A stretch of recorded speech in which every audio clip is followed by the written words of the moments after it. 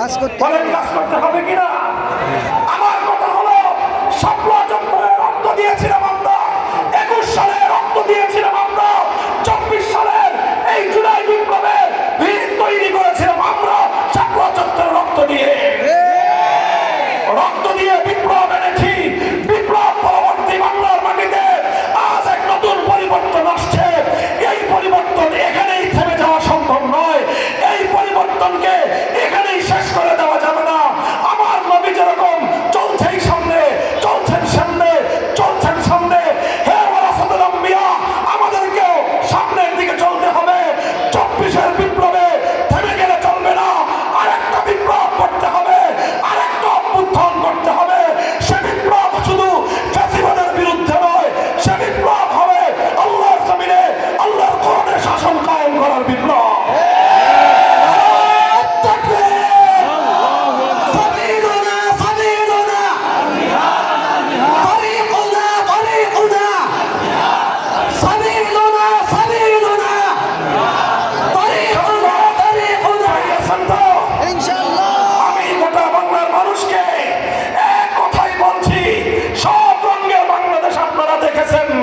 সব রকমের নেতৃত্ব আপনারা দেখেছেন।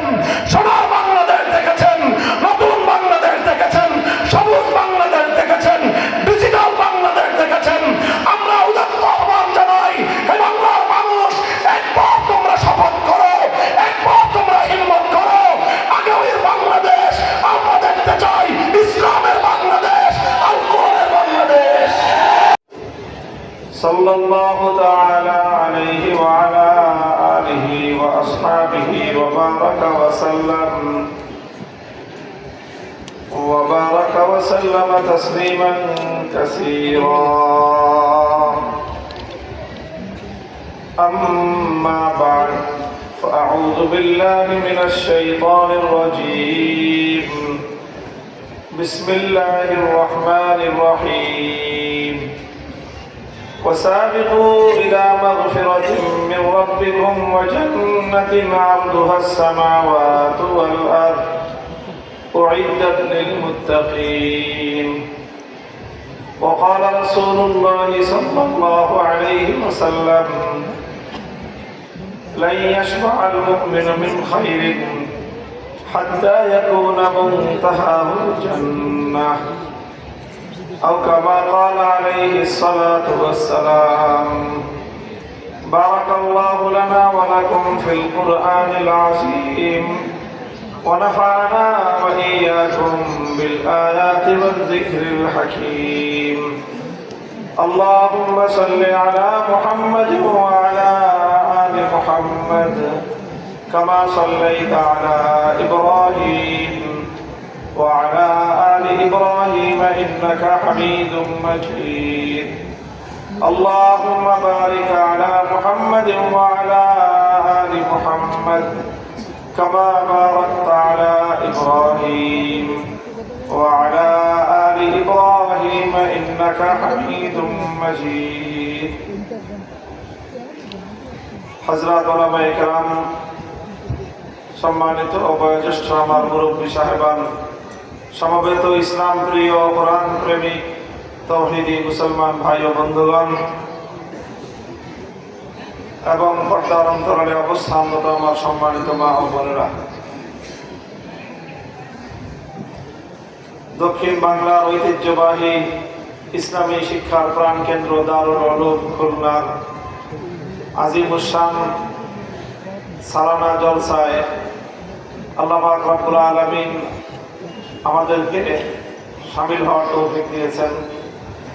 দেশ বিদেশের আলেমদের কাছ থেকে কোরআন এবং হাদিসের মূল্যবান আলোচনা শুনবার সুযোগ করে দিয়েছেন রব্বে করিমের বড়ই মেহেরবানি। আল্লাহর শুকরগুজারি আদায় করি আলহামদুলিল্লাহ। আমি গত বেশ অনেকদিন ধরে টানা সফর এবং অনেক বেশি কর্মব্যস্ততার কারণে কিছুটা অসুস্থ, ক্লান্ত এবং রাতও যথেষ্ট হয়েছে। শহর অঞ্চল দীর্ঘ আলোচনা করার অবকাশ নেই এবং সেটা কঠিন হবে আমার জন্য। এই জন্য আপনাদের সম্মুখে আমাদের বর্তমান জাতীয় জীবনে এবং আমাদের ব্যক্তিগত জীবনে করণীয় সম্পর্কে আল্লাহর কোরআন এবং নবীর হাদিস থেকে কিছু পাথেয়, কিছু রাহনুমাই আমি আপনাদের সম্মুখে তুলে ধরার চেষ্টা করব। আপনারা দোয়া করতে থাকুন, আল্লাহ পাক যেন আমাকে আমাদের সকলের জন্য প্রয়োজনীয় কথাগুলো বলার তৌফিক দান করেন। আমরা জানি মানুষের মধ্যে যে সকল স্বভাব আল্লাহ পাক সৃষ্টিগতভাবেই মানুষের মধ্যে দিয়ে রেখেছেন, তার মধ্যে কিছু খারাপ স্বভাব আছে এবং কিছু ভালো স্বভাব আছে। মানুষের দায়িত্ব এবং কর্তব্য হলো নিজের জন্মগত স্বভাবগত সেই খারাপ গুণাবলী থেকে নিজেকে মুক্ত রাখা আর ভালো গুণাবলীর দ্বারা নিজেকে সুসজ্জিত করা। আজমালায়েক বাহরাদারি ওয়াজবাহায়াম নিজহাম বুগজারাজ হিজ্জে বাহায়াম কিসমালায়েক বুগজারি। মানুষ চতুষ্পদ জন্তুর কিছু স্বভাব রাখে, আবার ফেরেশতাদের মতো উন্নত আখলাক মানুষের মধ্যে আছে। কোন মানুষ যদি পশুত্বের স্বভাব থেকে নিজেকে মুক্ত করতে পারে, সেই মানুষের মর্যাদা ফেরেশতার চেয়ে অনেক ঊর্ধ্বে উঠে যায়। মানুষের কর্তব্য হলো নিজের মধ্যে পশুসুলভ যেই স্বভাবগুলো আছে সেগুলোকে দমন করে রাখা। তাহলে একজন মানুষ সে এত ঊর্ধ্বে নিজেকে নিয়ে যেতে পারে যে কোনো ফেরেশতাও অতটা ঊর্ধ্বে নিজেকে উত্তোলন করতে পারে না। আল্লাহ আমাদেরকে তৌফিক দান করেন। একটা স্বভাবের কথা আমরা জানি, স্বভাবটা হলো লোভ, লালসা। বলেন তো, লোভ লালসা ভালো না খারাপ? সবাই একমত? কিন্তু আমি আপনাদের সাথে দ্বিমত করলাম। লোভ লালসা ভালো। বলবেন যে আপনারা ভুল বলছেন। না, আপনারাও ঠিক বলছেন। আপনাদের কথাও ঠিক আছে, আবার আমার কথাও ঠিক আছে। ব্যাপারটা কেমন হলো তাহলে? লোভ এটা ভালো, আবার লোভ লালসা এটা খারাপ। ব্যাখ্যা কি? এই কথার ব্যাখ্যা কি? একই জিনিস ভালো আর মন্দ যদি একসাথে হয় কিভাবে? এটা হাদিসের মধ্যে রাসূল আকরাম সাল্লাল্লাহু আলাইহি ওয়াসাল্লামের পক্ষ থেকে বর্ণিত হয়েছে। আল্লাহর নবী বলেছেন, মানহুমান লা ইয়াশবান। দুইজন লোভী মানুষ আছে। লোভী মানুষ কয় প্রকার? দুই প্রকার লোভী মানুষ আছে। লা ইয়াশবান, যাদের কোনোদিন লোভ শেষ হবে না, কোনোদিন তাদের তৃপ্তি আসবে না, বরং যত পাইবে আরো চাইবে, যত পাবে আরো বেশি চাবে। এই হলো দুই শ্রেণীর লোভী মানুষ, যে তাদের কোনোদিন তৃপ্তি মেটে না, তাদের কোনোদিন পরিতৃপ্ত হয় না। তারা এরা কারা? মানহুমুন ফিল ইলম ওয়া মানহুমুন ফিদ দুনিয়া।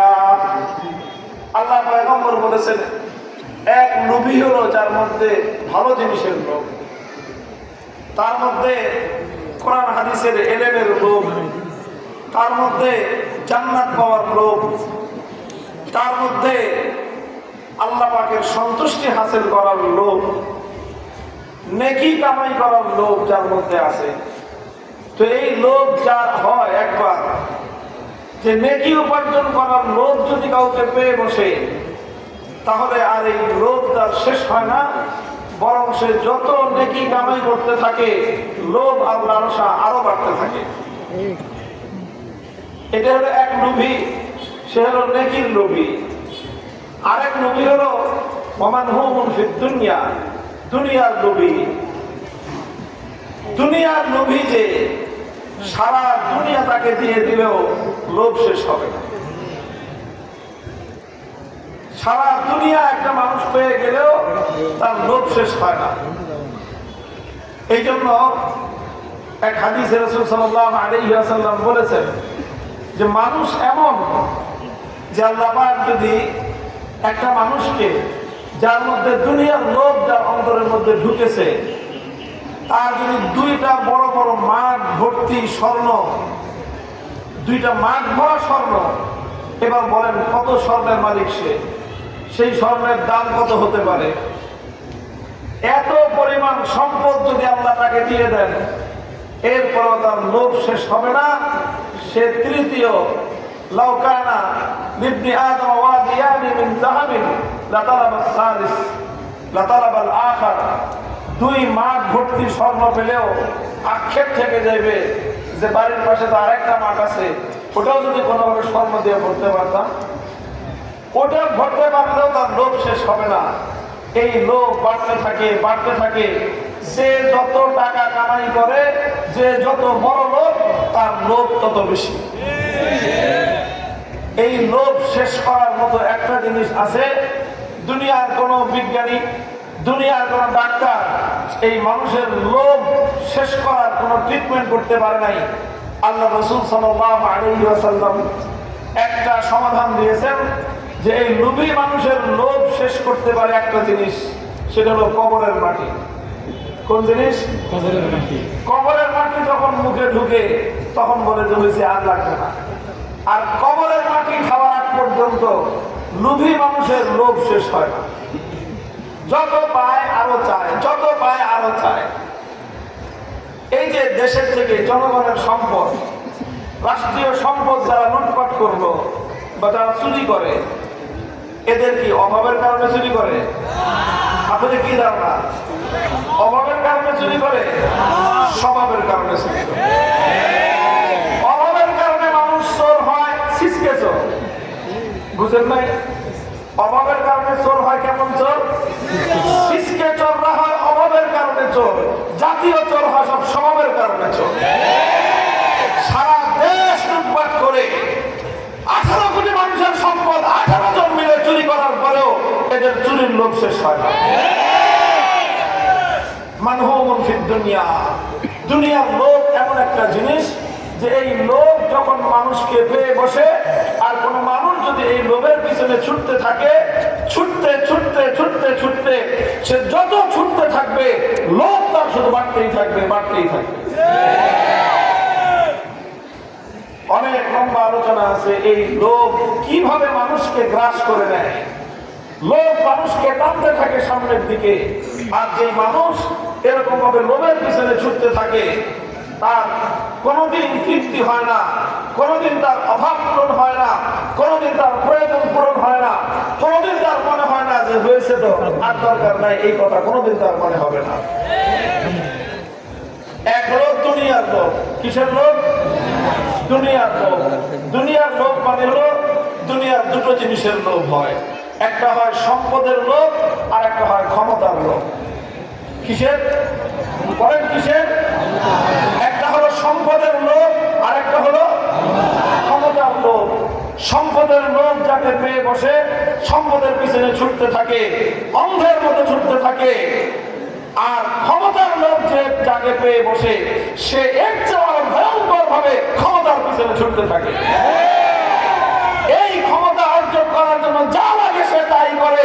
দিন বিক্রি করতে হলে দিন বিক্রি করে, আমল বিক্রি করতে হলে আমল বিক্রি করে, ইমান বিক্রি করতে হলে ইমান বিক্রি করে। আর ক্ষমতার পথে যেই অন্তরায় হয়ে যায়, যেই বাদশাদে, সে তার বিরুদ্ধে উঠে পড়ে লেগে যায়। ক্ষমতার লোভী হয় যারা, যদি তার পথে তার বন্ধু অন্তরায় হয়ে দাঁড়ায়, বন্ধুকে খুন করে ফেলে। তার ক্ষমতার পথে যদি তার ভাই বাদ হয়ে দাঁড়ায়, ভাইকে খুন করে ফেলে। ক্ষমতার পথে যদি তার বাপ অন্তরায় হয়ে দাঁড়ায়, ক্ষমতার জন্য নিজের বাপকেও খুন করে। মা মেয়ের ক্ষমতার লড়াই দেখেছেন? মা আর মেয়ে এক আসনের নমিনেশন নিয়ে মা আর মেয়ে তুমুল লড়াই তাদের মধ্যে। কারণ মা তার মেয়েকে পথের কাঁটা মনে করে, মেয়ে তার মাকে পথের কাঁটা মনে করে। এটা আমি উগান্ডার কাহিনী বলতেছি না, এটা বাংলাদেশের কাহিনী, আপনাদের পর্দার এইবারের কাহিনী। উদ্দেশ্য হলো আমি এটা নিয়ে আলোচনা করবো না। আমি আপনাদেরকে আল্লাহর পয়গম্বরের হাদিসের শুধু একটা দিক বললাম। দুই লোক এমন রয়েছে, এই লোকগুলো যখন মানুষকে পেয়ে বসে, এই মানুষ আর কোনোদিন এই লোভের পথ থেকে ফিরে আসতে পারে না। একটা হলো ভালোর লোভ, কল্যাণের লোভ, আখিরাতের লোভ, নেকি কামাই করার লোভ, সওয়াবের লোভ, নেক আমল করার লোভ। যেই ব্যক্তি নেক আমল করার প্রতি লোভী হয়ে ওঠে, যতই আমল করে ততই মজা বাড়ে, যতই আমল করে ততই মজা বাড়ে, বাড়তে থাকে বাড়তে থাকে। আমলের আক্ষেপ আর আমলের আগ্রহ মৃত্যুর আগ মুহূর্ত পর্যন্ত তার শেষ হয় না। আরেক হলো দুনিয়ার লোভী, দুনিয়ার টাকার লোভ, সম্পদের লোভ, দুনিয়ার ক্ষমতার লোভ। যাদেরকে এই লোভ পেয়ে বসেছে, কবরের মাটি ছাড়া এই লোভ পূরণ করার মতো আল্লাহ পাক দুনিয়াতে আর দ্বিতীয় কোনো জিনিস সৃষ্টি করেন নাই। আল্লাহ আমাদেরকে দুনিয়ার লোভ থেকে হেফাজত করেন। পরকাল এবং কল্যাণের লোভ আল্লাহ আমাদেরকে বৃদ্ধি করে দেন। মুহতারাম হাজিরিন, এই জন্য আল্লাহ নবী বলেছেন, আমি আপনাদেরকে প্রথমে যে হাদিস পাঠ করে শুনিয়েছি, লা ইয়াশবা'আল মুমিনু মিন খাইরিন হাত্তা ইয়াকুনা মুনতাহাহুল জান্নাহ। কোন মুমিন ব্যক্তি ভালো কাজ করে ক্ষান্ত হবে না কোনদিন। তার এই কথা মনে হবে না যে মাশাআল্লাহ যা করেছি হয়েছে, আর দরকার নাই, এই কথা তার কোনদিন মনে হবে না। কোনদিন মনে হবে না যে নামাজ যা পড়েছি শেষ, আর দরকার নাই, মনে হবে না। কোনদিন তার মনে হবে না যে রোজা যা রেখেছি শেষ, আর রোজা রাখার দরকার নাই, এমন মনে হবে না। কোনদিন তার মনে হবে না দান খয়রাত যা করেছি আর দরকার নাই, এমন মনে হবে না। কোনদিন তার মনে হবে না জিহাদ যতটুকু করেছি আর জিহাদের দরকার নাই, এমন তার মনে হবে না। আর কোনদিনও মনে হবে না আল্লাহর দ্বীনের জন্য যতটুকু সংগ্রাম করেছি এখন আমার থেমে যাওয়া উচিত। খোদার কসম খেয়ে বলি, যার হৃদয়ে আল্লাহর দ্বীনের ভালোবাসা থাকবে, যার হৃদয়ে আল্লাহর প্রতি মুহাম্মদের ভালোবাসা থাকবে, সংগ্রাম করতে করতে জীবন শেষ হয়ে যাবে, তার সংগ্রামের সাধনা বাসনা কোনদিন শেষ হবে না। লা ইয়াশবা'আল মুমিনু মিন খাইরিন হাত্তা ইয়াকুনা মুনতাহাহুল জান্নাহ। সে সেদিনই ক্ষান্ত হবে যেদিন সে জান্নাতে যাবে, যেদিন সে বেহেশতে গিয়ে পৌঁছবে, সেদিন সে বলবে আলহামদুলিল্লাহিল্লাযী আওরাসানা হাযিহিল জান্নাহ। সেদিন সে বলবে যে এখন একটু বিশ্রামের সময় হয়েছে, এখন আমি থামতে পারি। জান্নাতে যাওয়ার আগ পর্যন্ত মুমিনের কোনো থামাথামি নেই। জান্নাতে যাওয়ার আগ পর্যন্ত, বেহেশতে যাওয়ার আগ পর্যন্ত মুমিনের কোনো ক্লান্তি নাই। বেহেশতে যাওয়ার আগ পর্যন্ত মুমিনের জীবনে কোনো শ্রান্তি নাই। বেহেশতে যাওয়ার আগ পর্যন্ত মুমিনের জীবনে কোনো ক্ষান্ত দেওয়া নাই। বেহেশতে যাওয়ার পর গিয়ে এই ক্লান্তি সফর শেষ হবে, এর আগ পর্যন্ত চলতেই থাকবে, চলতেই থাকবে, চলতেই থাকবে। এই জন্য আল্লাহ নবী বলেছেন, ইয়ামুতুল মুমিনু ফি আরাকিল জাবিন, ইয়ামুতুল মুমিনু ফি আরাকিল জাবিন। মুমিনের যখন মৃত্যু হয় তখনও তার কপাল ঘামতে থাকে। মুমিনের মৃত্যুর সময় কি করে? কি করে? কপাল ঘামে, কপাল ভেজা থাকে ঘামে। ইয়ামুতুল মুমিনু ফি আরাকিল জাবিন।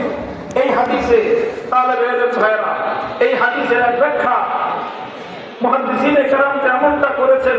এই হাদিসের বাহ্যিক অর্থ যেটা, যে মুমিন ব্যক্তির মৃত্যুর সময় এটা একটা ভালো লক্ষণ যে তার কপাল ঘেমে উঠবে। যদি কারো কপাল ঘেমে উঠে মৃত্যুর সময়, এটা ভালো লক্ষণ। এটা এই হাদিসের এক ব্যাখ্যা।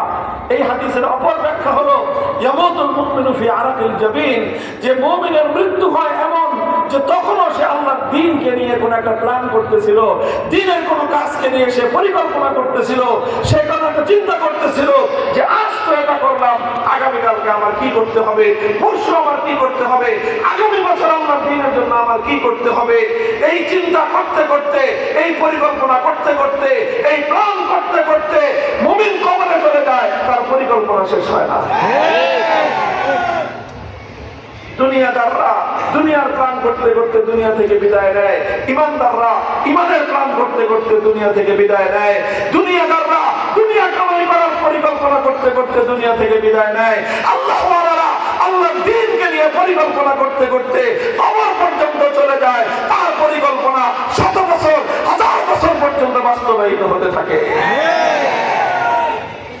মুহতারাম হাজিরিন, এই জন্য আমার প্রথম কথা আপনাদের প্রতি, আমার প্রতি উসিকুম ওয়া নাফসি, সর্বপ্রথম পয়গাম, সর্বপ্রথম শিক্ষা হলো এই যে পরিকল্পনা করেন, চিন্তা করেন, বড় বড় পরিকল্পনা বানান, বিশাল পরিকল্পনা, দুনিয়ার জন্য না, আল্লাহর জন্য।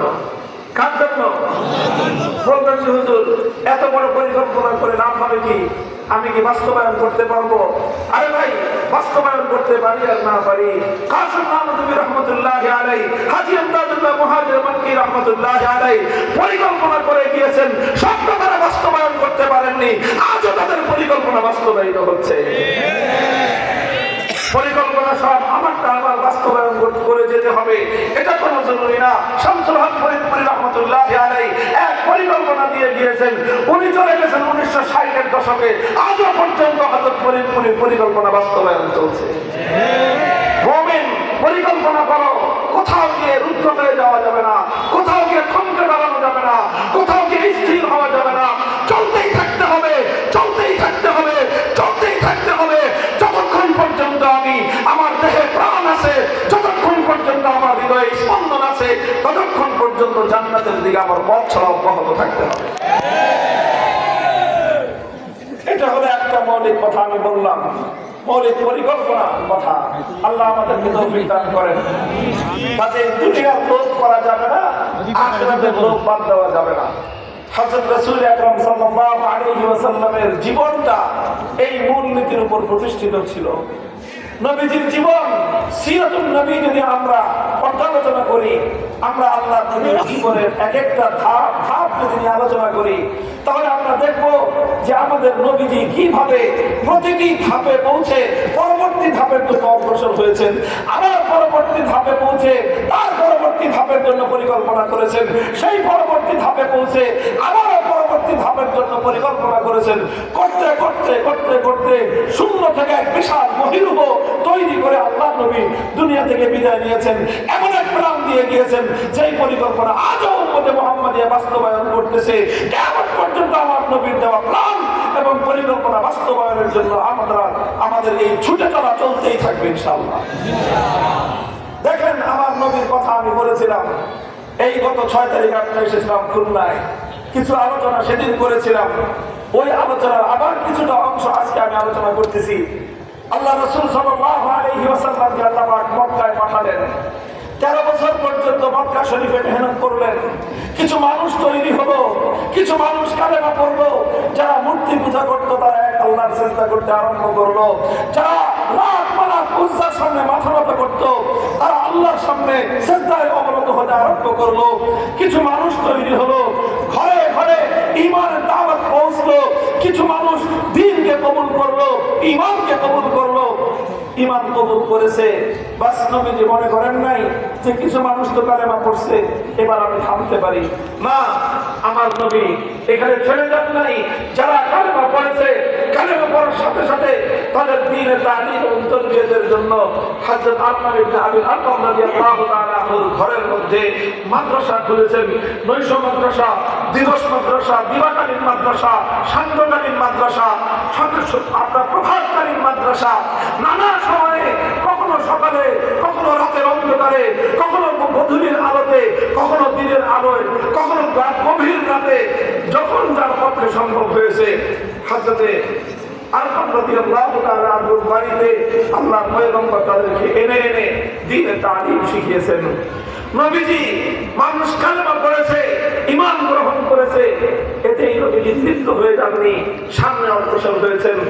এই লোকগুলো যখন তৈরি হতে হতে 13 বছর পর্যন্ত মক্কার মাটিতে একটা উল্লেখযোগ্য পরিমাণ মানুষ কালেমা পড়লো, ইসলাম গ্রহণ করলো, সত্যকে গ্রহণ করলো, হকের দাওয়াত কবুল করলো। আল্লাহর নবী এটা চিন্তা করেন নাই যে বাস 13 বছর চেষ্টা করেছি, যাদের কপালে হেদায়েত ছিল হেদায়েত কবুল করেছে, যাদের কপালে হেদায়েত নাই তারা হেদায়েত কবুল করে নাই, কাজে আমি এখন ক্ষান্ত দেই। নবীজি এমন চিন্তা করেছিলেন? অথচ মক্কায় এমন কোন মানুষ অবশিষ্ট ছিল না যে মানুষের কাছে আমার নবী দ্বীনের দাওয়াত নিয়ে না গিয়েছেন। এমন কোন মানুষ খুঁজে পাওয়া যাবে না যার কাছে রাতের অন্ধকারে, দিনের আলোতে, সকালবেলায়, সন্ধ্যাবেলায় একবার, দুইবার, শতবার, হাজারবার দ্বীনের দাওয়াত নিয়ে, কালেমার দাওয়াত নিয়ে যাওয়া হয় নাই। এমন কোন মানুষ এক ব্যক্তিও মক্কার মাটিতে অবশিষ্ট ছিল না। আল্লাহ নবী বুঝতে পেরেছিলেন, নবীজির বুঝ হয়ে গেছে যে মক্কায় তারা ইসলাম কবুল করেছে আর বাকি লোকগুলো সহজে ইসলাম কবুল করবে না। এদের কাছে এদের অধিকাংশের অন্তরের মধ্যে মোহর মারা, এরা দিন কবুল করবে না। এই ফলাফল পর্যন্ত পৌঁছে আল্লাহ নবী দাওয়াত ক্ষান্ত দিয়ে দিয়েছেন নাকি? কি বলেন? নবী তার বিষয় থামায় দিয়েছেন। যেহেতু আর মানুষ নতুন করে ঈমান গ্রহণ করার আশা নাই, এই জন্য যতটুকু পারলাম করলাম, বাকি এখন হাত পা ছেড়ে দিয়ে বসে থাকি। আল্লাহ নবী এমন করেছিলেন? বলেন তাহলে কি করলেন আল্লাহ নবী? নবীজি চিন্তা করলেন, মক্কার মানুষ যেহেতু দিন আর কবুল করতেছে না, যারা করার করে ফেলেছে, তাহলে এবার আমি মক্কার বাইরে চেষ্টা করে দেখি। মক্কায় হয় না, বাইরে হবে। নবীজি তায়েফের ময়দানে ছুটে গেলেন, হিদায়াতের দাওয়াত নিয়ে গেলেন, ঈমানের দাওয়াত নিয়ে গেলেন, কালেমার দাওয়াত নিয়ে গেলেন। তায়েফবাসী আল্লাহ নবীর পয়গাম, নবীর দাওয়াত খুব ভালোভাবে গ্রহণ করেছিল। বলেন ইতিহাস কি পড়েছেন, নবীর জীবনীতে কি পড়েছেন? তায়েফবাসী আল্লাহ নবীর সঙ্গে এমন বর্বর আচরণ করেছিল, এমন মর্মান্তিক আচরণ করেছিল, এমন জুলুম অত্যাচার আল্লাহ নবীর জীবনে করেছিল, নবীর 63 বছরের জিন্দগিতে এই ধরনের বর্বরতার সম্মুখীন আর কোনোদিন আল্লাহ নবী হন নাই। 1 মাস পর্যন্ত তায়েফে, 1 মাস আল্লাহ নবী এই তায়েফের মাঠে মাঠে ঘুরেছেন, ঘরে ঘরে ফিরেছেন, দুয়ারে দুয়ারে মানুষের কাছে কাছে গিয়েছেন। একটা মানুষ কালেমা পড়ে নাই, বরং আল্লাহ নবীর সারাটা শরীর 1 ইঞ্চি জায়গা অবশিষ্ট ছিল না যেখানে তায়েফবাসীর নিক্ষিপ্ত পাথরে আমার নবীর দেহ থেকে রক্ত ঝরে নাই। আল্লাহ নবী হাল ছেড়ে দিয়েছেন যে যেহেতু এই একটা মানুষ ইসলাম কবুল করলো না, কাজে আমার আর কি করার আছে, আমি তো সবটুকু করছি, এই কথা বলে ঘরে বসে গেছেন। বলেন কি করেছেন? আমার নবী চেষ্টা করেছেন, মক্কায় হয় নাই, তায়েফে কিছুই হলো না, দেখি অন্য কোথাও হয় কিনা। হজের মৌসুম আসলো, আমার নবীজি খুঁজতে থাকলেন নতুন কোনো ক্ষেত্র খুঁজে পাওয়া যায় কিনা। আল্লাহ পাক রব্বুল আলামিন নবীজিকে মিলিয়ে দিলেন এক নুরানি কাফেলা, 6 জন মানুষের একটা কাফেলা। হজের মৌসুমে তাদের সঙ্গে আল্লাহ নবীর সাক্ষাৎ হয়ে গেল। আকাবার মধ্যে মিনার ময়দানে 6 জন মানুষ, তারা হলো ইয়াসরিব, মদিনার পুরাতন নাম। আল্লাহ নবী তাদের কাছে দ্বীনের দাওয়াত পেশ করলেন। আল্লাহর মেহেরবানি, এখানে 1 মাস তাদের পিছনে ঘুরে ঘুরে একটা লোককে কালেমা পড়াইতে পারলেন না। যেখানে মক্কার মাটির মানুষের কাছে 100বার 1000বার গিয়েও বহু মানুষের প্রাণ গলাতে পারলেন না, সেখানে মদিনার 6 জন মানুষ একদিন কথা বললেন, 1 ঘন্টা কথা বললেন, 6টা মানুষ কালেমা পড়ে ফেললেন। মেহনত এক জায়গায় করলেন, আল্লাহ ফলাফল আরেক জায়গায় দিলেন। নবীজি এবার মদিনাকে টার্গেট করে, মদিনার লোকদেরকে টার্গেট করে নতুন মেহনত শুরু করলেন। বললেন তোমরা আবার আসবে। 2য় বছর তারা 12 জন আসলো। নবীজি তাদেরকে আবার শিক্ষা দিলেন, বললেন তোমরা আবার আসবে। 3য় বছর 70 জন আসলো। আল্লাহর নবীর কাছে তারা বলল, ইয়া রাসূলুল্লাহ, সোনার মদিনা ইসলামের জন্য উপযোগী, সোনার মদিনা ইসলামের জন্য খুবই একেবারে এটা উপযোগী একটা মাহল, সেখানে একটা উপযোগী পরিবেশ আছে। সোনার মদিনায় ইসলামের ফসল ফলার জন্য মাটি বড় উর্বর। আপনি এক কাজ করেন, আপনি মদিনায় চলে আসেন। আল্লাহর নবী বললেন, যদি দ্বীনের কাজ হয়, যদি আল্লাহর দ্বীনের জন্য প্রয়োজন হয়, যদি আল্লাহর দ্বীনের ফায়দা হয়, যদি ইসলামের উপকার হয়, তাহলে আমি সব কিছু ছাড়তে প্রস্তুত আছি আল্লাহর দ্বীনের উপকারের জন্য। নবীজির কাছে একদিকে ছিল মক্কা, আরেকদিকে নবীর মদিনায় যাওয়ার হাতছানি। একদিকে মক্কার টান, আরেকদিকে মদিনার হাতছানি। এবার চিন্তা করে দেখেন, মক্কা শরীফ আর মদিনা শরীফ দুইটাকে যদি 2 পাল্লায় রাখা হয় আর যদি তুলনা করা হয়, তাহলে কি পাওয়া যাবে? মক্কা শরীফে আল্লাহর ঘর বাইতুল্লাহ আছে, মদিনা শরীফে কোনো মসজিদও নাই। মক্কা শরীফে মসজিদে হারাম আছে, 1 রাকাত নামাজ পড়লে 1 লক্ষ রাকাত নামাজের সওয়াব। মদিনায় তখন কিছুই ছিল না। মক্কা শরীফে জমজমের কূপ ছিল, মদিনায় কিছুই ছিল না। মক্কা শরীফে হাজরে আসওয়াদ ছিল, চুম্বন করলে জিন্দেগীর গুনাহ মাফ। মদিনায় কিছুই ছিল না। মক্কা শরীফে জমজমের কূপ ছিল, মক্কা শরীফে মাকামে ইব্রাহিম ছিল, মদিনায় মদিনায় তার কিছুই ছিল না। মক্কা শরীফে আল্লাহ নবীর জন্মভূমি ছিল, মক্কা শরীফে নবীর শৈশব কেটেছে, যৌবন কেটেছে, প্রৌঢ়ত্বে উপনীত হয়েছেন। 53 বছরের নিজের জীবনের অতীত স্মৃতি ছিল।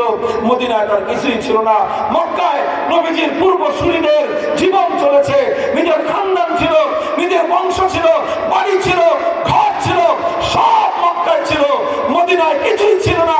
মক্কায় শুধু একটা জিনিস ছিল না, একটা জিনিস ছিল মদিনায়, সেটা হলো মক্কার মানুষ আল্লাহর দ্বীনের জন্য অনুকূল ছিল না, মদিনার মানুষ দ্বীনের জন্য অনুকূল ছিল।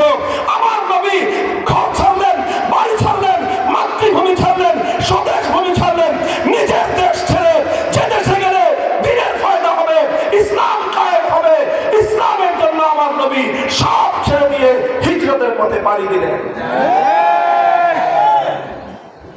অনেকে বলে হিজরতকে যে নবীজি মক্কা থেকে পালায়ে গেছেন।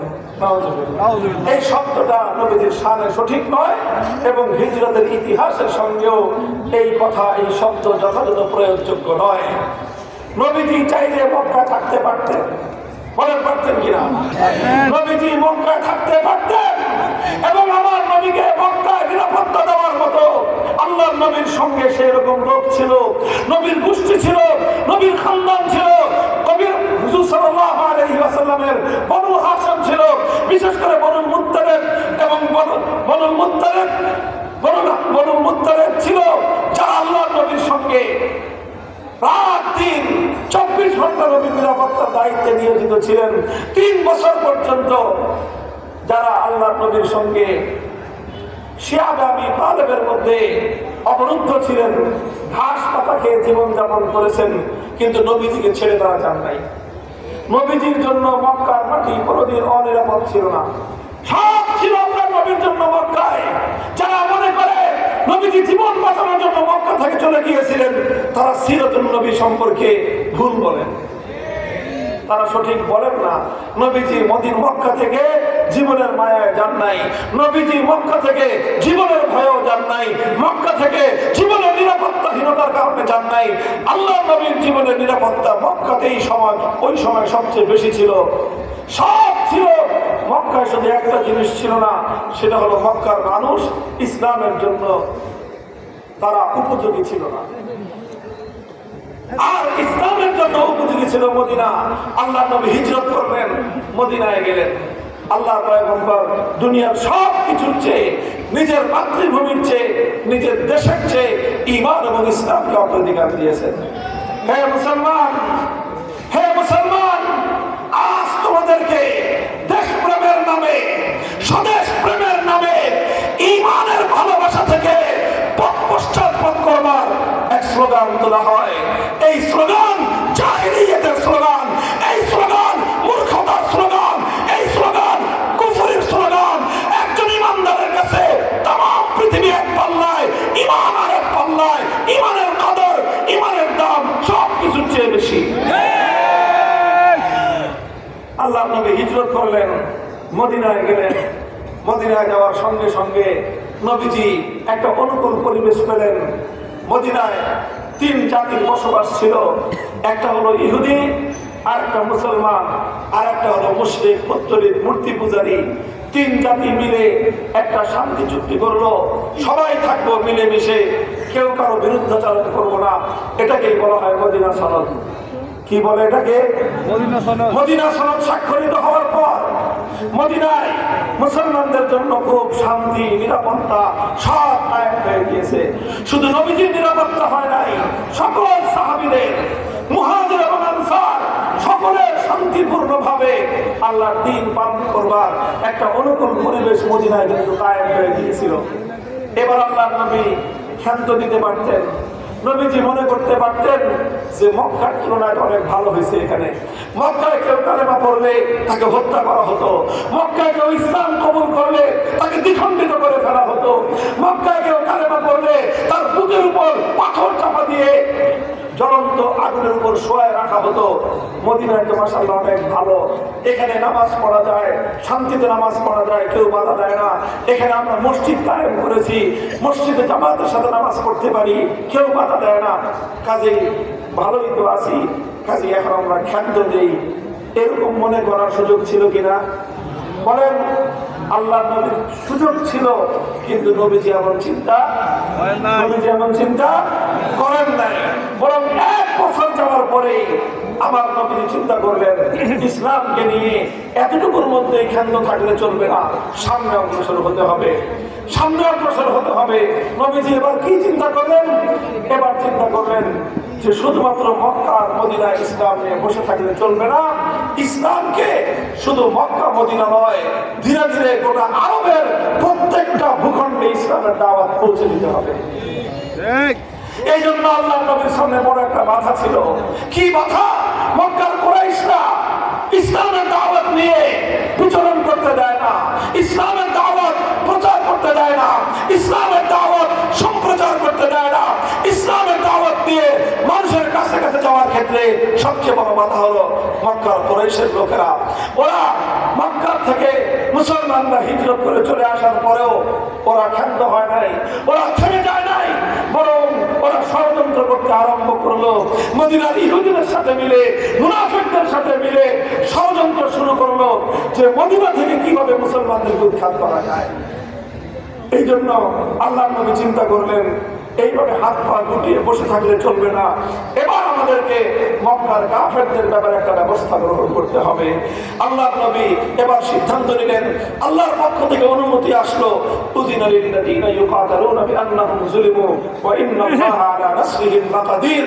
আল্লাহ বলেন, হে নবী, 13 বছর এমন ভাবে কেটেছে, বেঈমানের দল একটা চর মারলে আপনারা আরেক ডাল কেটে দিয়েছেন, বলেছেন আরেকটা চর মারো, কিন্তু আমার কথাটা শুনে যাও। এতদিন ছিল এই নরম নীতি, সোজা আঙ্গুলে ঘি উঠানোর চেষ্টা, কিন্তু 13 বছর দেখা গেল সোজা আঙ্গুলে বেশি ঘি উঠে না, বরং আরো বেশি ঘি উঠানো দরকার মানবতার কল্যাণের জন্য। এই জন্য আল্লাহ নবী ইসলামের পলিসি ঘোষণা করলেন, নতুন সিদ্ধান্ত ঘোষণা করলেন। এখন থেকে আর সেই মক্কা জিন্দেগির সেই নমনীয়তার নীতি চলবে না। এখন থেকে আর কেউকে আমরা এভাবেই আমরা ছেড়ে দিব না। আল্লাহ নবী নীতি ঘোষণা করলেন, এতদিন পর্যন্ত আঘাত করেছ, আমরা নীরবে সহ্য করেছি। এখন থেকে ইসলামের নীতি হলো, যাই মুসলমানদের গায়ে হাত তুলবে, যারা ইসলামের উপর আক্রমণ করার চেষ্টা করবে, জিহাদ ইসলাম এবং মুসলমানদের দিকে অগ্রসর হয়ে আসবে, সেই কালো হাত আস্ত ফিরিয়ে দেওয়া হবে না, সেই কালো হাত ভেঙে গুড়িয়ে দেওয়া হবে।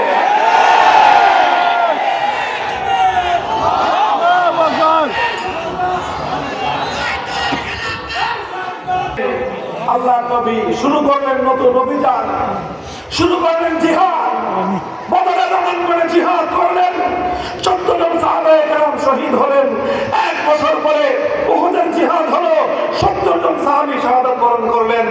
আমার নবী নিজে মাথা ভাঙলেন, দাঁত ভাঙলেন, চেহারা রক্ত রঞ্জিত হলো, সারা শরীর থেকে রক্ত ঝরতে ঝরতে আমার নবী দুর্বল হয়ে বেহুশ হয়ে জমিনে লুটিয়ে পড়লেন। বেঈমানের দল গুজব ছড়িয়ে দিল, উকিলা মুহাম্মদ সাল্লাল্লাহু আলাইহি ওয়াসাল্লাম শহীদ হয়ে গিয়েছে। সমস্ত সাহাবায়ে কেরামের মধ্যে হতাশা ছড়িয়ে পড়েছে। আল্লাহ নবীর হুঁশ ফেরার সঙ্গে সঙ্গে নবীজি চিন্তা করেন নাই এবার থামতে হবে। নবীজি চিন্তা করেন নাই আমি এখন আহত, এখন থেমে যাওয়া দরকার। নবীজি চিন্তা করেন নাই এখন আমার রক্ত ঝরছে, থেমে যাওয়া দরকার না। আল্লাহ নবী রক্তাক্ত অবস্থায় উহুদের মাটিতে জমিনের মধ্যে লুটিয়ে পড়া অবস্থায়ও নবীজি বলতেছিলেন, ইলাইয়া ইবাদাল্লাহ, ইলাইয়া ইবাদাল্লাহ, হে আল্লাহর বান্দারা, আসো আমার কাছে, আবার আমাকে কেন্দ্র করে সংঘবদ্ধ হও, তোমরা ঐক্যবদ্ধ হয়ে আমার কুফরির বিরুদ্ধে তোমরা হামলা করো, ঝাঁপিয়ে পড়ো। হামলা হলো, রুখে দাঁড়ালেন সাহাবায়ে কেরাম, ঘুরে দাঁড়ালেন। 70 জন সাহাবী জীবন দিলেন, শহীদ হলেন। মুসলমানরা থেমে যায় নাই, আবার সামনে চললো। খন্দকের যুদ্ধ হলো, 3000 মুসলমান পেটে পাথর বাঁধলেন, খাবারের ব্যবস্থা ছিল না, পেটে পাথর বেঁধে মাটি খনন করেছেন, পেটে পাথর বেঁধে খন্দক খনন করেছেন। মদিনা শরীফের রক্ষা সংরক্ষণ, মদিনা শরীফকে হেফাজত করেছেন, মদিনার নিরাপত্তা নিশ্চিত করেছেন, সব কিছু করেছেন।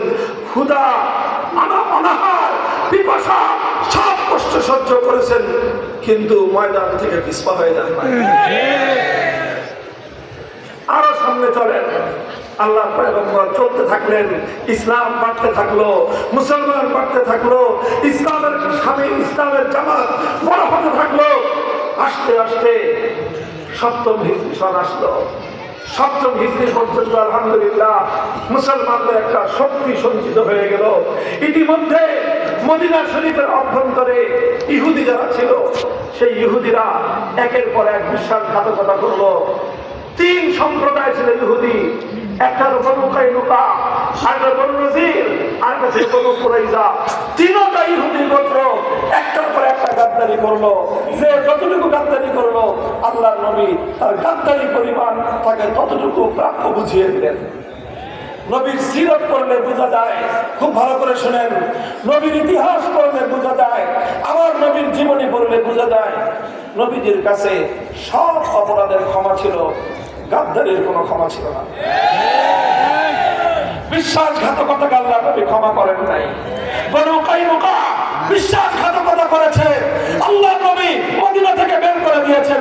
বনু নজির গাদ্দারি করেছে, মদিনা থেকে বহিষ্কার করে দিয়েছেন। বনু কুরাইজা সবচেয়ে বড় গাদ্দারি করেছিল, সবচেয়ে বড় কঠিন সময়ে সবচেয়ে বড় বিশ্বাসঘাতকতা করেছিল। আমার নবী ইতিহাসের সবচেয়ে কঠোরতম শাস্তি দিয়েছিলেন বনু কুরাইজাকে। 800 মানুষকে মৃত্যুদণ্ড দিয়েছিলেন একসাথে। কত? 800 ইহুদিকে একসঙ্গে মৃত্যুদণ্ড কার্যকর করে সোনার মদিনাকে ষড়যন্ত্রকারী বিশ্বাসঘাতকদের থেকে সম্পূর্ণরূপে খালি করে দিয়েছেন। একটার পর একটা কাজ চলেছে। মদিনা ইসলামের জন্য সম্পূর্ণ সংরক্ষিত হয়ে গিয়েছে। এখন আর মদিনায় কোনো অমুসলিম নাই, এখন আর মদিনায় কোনো ইহুদি নাই, এখন আর মদিনায় কোনো পৌত্তলিক নাই, কোনো মূর্তি পূজারী নাই।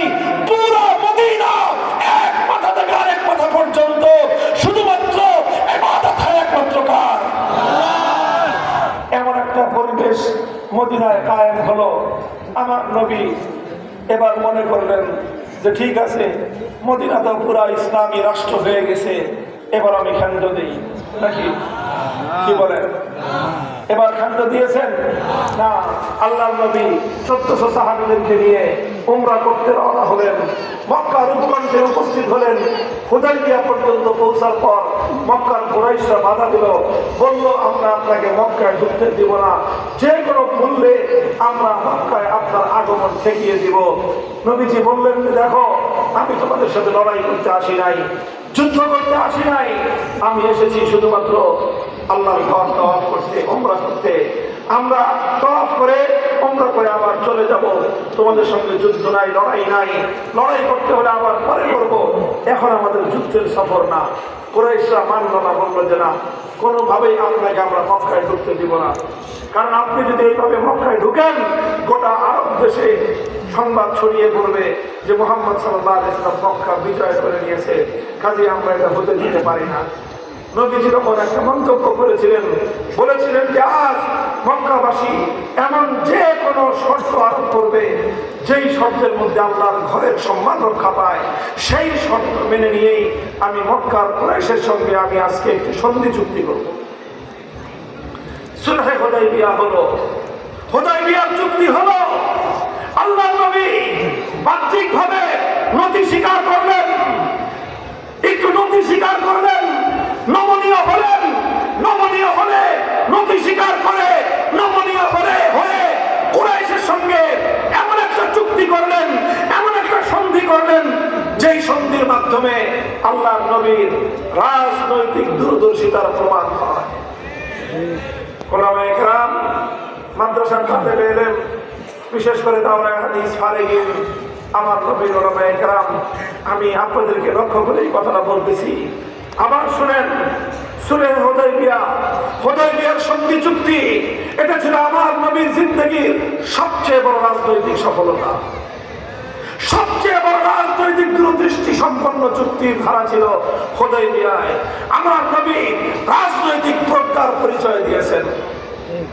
ওলামায়ে কেরাম যারা নিজেদেরকে নায়েবে নবী হিসাবে কল্পনা করেন, নায়েবে নবী হিসাবে চিন্তা করেন, মনে রাখতে হবে নায়েবে নবী হতে হলে যেমনি ভাবে আসমানি ওহীর ইলম পক্ষে ধারণ করতে হয়, নায়েবে নবী হলে যেমনি ভাবে অন্তরে তাকওয়া এবং পরহেজগারি রাখতে হয়, নায়েবে নবী হতে গেলে যেমনি ভাবে ভালো আমলওয়ালা হতে হয়, নায়েবে নবী হতে গেলে যেমনি ভাবে ভালো ইলমওয়ালা হতে হয়, ঠিক তদ্রূপ সত্যিকার সচ্চা কামেল নায়েবে নবী হতে গেলে রাজনৈতিক দক্ষতা, রাজনৈতিক প্রজ্ঞা সম্পন্ন নেতৃত্বের অধিকারী হতে হয়। সবাইকে রাজনীতি করতে বলি না, সবাই রাজনীতি করবে সেটা নয়, কিন্তু অবশ্যই নবুয়তের উত্তরাধিকারের মধ্যে অন্যতম গুরুত্বপূর্ণ একটা উত্তরাধিকার হলো রাজনৈতিক নেতৃত্ব। আমি এটা বুঝে শুনে শব্দটা বলতেছি। কি শব্দ? কি শব্দ? রাজনৈতিক নেতৃত্ব। মনে করেন না যে মাদ্রাসার মাহফিল আমি রাজনীতি করবো না। আমি মাদ্রাসার মাহফিলে কোনোদিন রাজনীতির পেঁচাল পারি না। রাজনীতির পেঁচাল মানে দলীয় রাজনীতির আলাপ আমি মাদ্রাসার মাহফিলে করিও না, এবং কেউ করলে সেটা আমি পছন্দও করি না। আপনারা জানেন আমাদের রাজনৈতিক সংগঠন আছে, কিন্তু মাদ্রাসার মাহফিলে আমার রাজনৈতিক সংগঠনের স্লোগান দেওয়া নিষেধ। কেউ দিনের তল থেকে বহিষ্কার করে দেবেন, কিন্তু দলীয় রাজনীতির কথা বলি না। কিন্তু ইসলামের যে দর্শন, রাজনৈতিক আদর্শ, ইসলামের যে রাজনৈতিক মতবাদ, ইসলামের যে রাজনৈতিক ফিলোসফি, ইসলামের যে রাজনৈতিক চিন্তাধারা, সেটার কথা বলতেই হবে, বলতেই হবে। সেটা না বললে ইসলামের পয়গাম পরিপূর্ণ হয় না।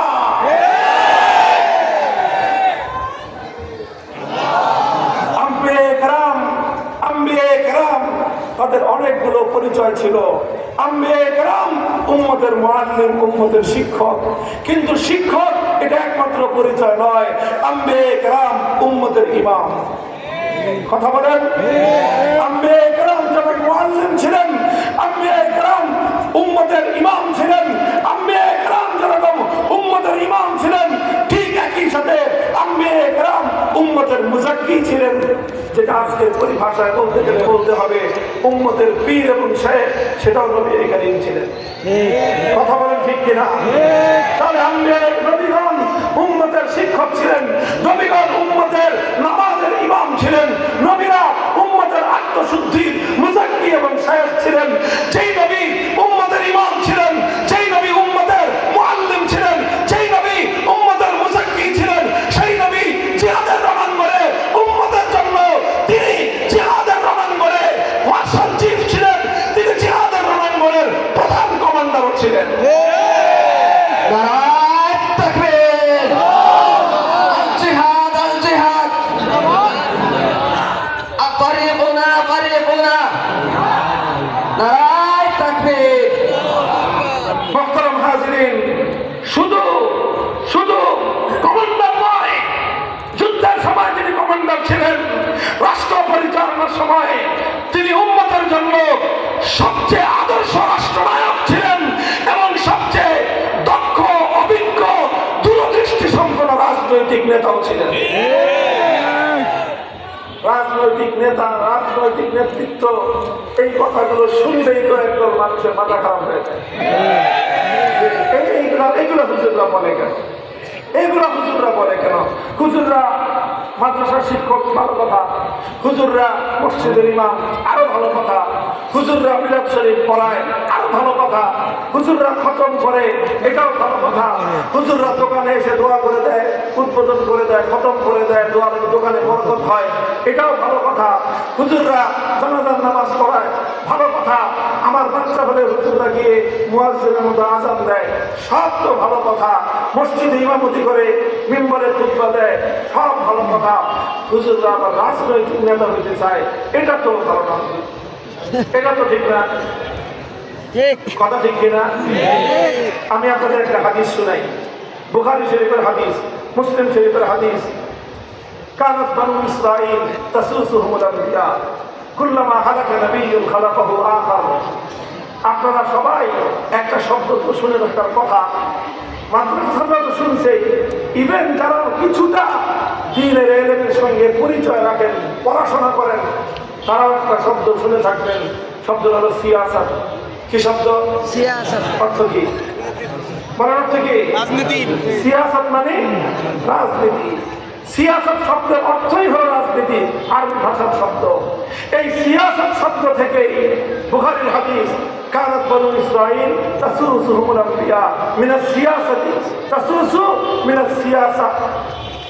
আল্লাহ নবী বলতেছেন, হাজার হাজার বছর পর্যন্ত এই পৃথিবীতে, দুনিয়াতে, উম্মতে, মানব জাতির রাজনৈতিক নেতৃত্ব দিতেন আম্বিয়ায়ে কেরাম।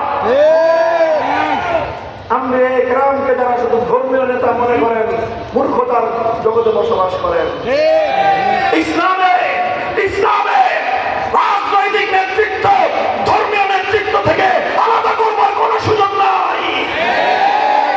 কানাত বনু ইসরাঈল তাসুসুহুমুল আম্বিয়া, আম্বিয়ায়ে কেরাম মসজিদে ইমামতি করতেন, আম্বিয়ায়ে কেরাম মিম্বারে খুতবা দিতেন, আম্বিয়ায়ে কেরাম উম্মতকে তালিম দিতেন, আম্বিয়ায়ে কেরাম উম্মতের আত্মার পরিশুদ্ধি ঘটাতেন, আম্বিয়ায়ে কেরামই উম্মতের রাজনৈতিক নেতৃত্ব দিতেন।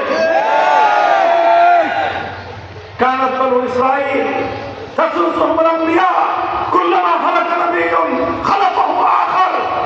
এক নবী মারা গেলেই আরেক নবী চলে আসতো, তিনি হতেন নতুন নেতা, তিনি হতেন নতুন শুধু ধর্মীয় নেতা নয়, রাজনৈতিক নেতা। ওয়ানা খাতামুন নবিয়্যিন, আল্লাহর নবী বলেন, আমি হলাম সর্বশেষ নবী, সুতরাং আল্লাহর পক্ষ থেকে নির্বাচিত সর্বশেষ রাজনৈতিক নেতা হলাম আমি। নবী হিসাবে যাকে আল্লাহ পাক মনোনয়ন দান করেন, তাকে আল্লাহ সেই উম্মতের রাজনৈতিক নেতৃত্বের জন্য আল্লাহ নিযুক্ত করেন। নবীজি বলতেছেন, আমি যেহেতু শেষ নবী, আমার পরে আর কোন নবী আসবে না, সুতরাং আমার পরে রাজনৈতিক নেতৃত্বের দায়িত্ব পালন করবে তারা। নবীজি বলে দিয়েছেন, ওয়াসাতাকুনু খুলাফা, আমার পরে খেলাফত চলবে, আমার পরে খলিফারা উম্মতের রাজনৈতিক নেতৃত্ব দিবে। খলিফা কারা হবে? খুলাফায়ে রাশিদিন কারা হবে? উম্মতের মধ্যে আল্লাহর নবীর পরে সবচেয়ে বড় আলেম ছিলেন আবু বকর সিদ্দিক, তিনি হয়েছেন খলিফা। তারপরে সবচেয়ে বড় আলেম ছিলেন ওমর বিন খাত্তাব, তিনি হয়েছেন খলিফা। তারপরে সবচেয়ে বড় আলেম ছিলেন ওসমান গনি, তিনি হয়েছেন খলিফা। তারপরে সবচেয়ে বড় আলেম ছিলেন আলী মুর্তজা, তিনি হয়েছেন খলিফা। যে সবচেয়ে বড় আলেম সেই উম্মতের খলিফা।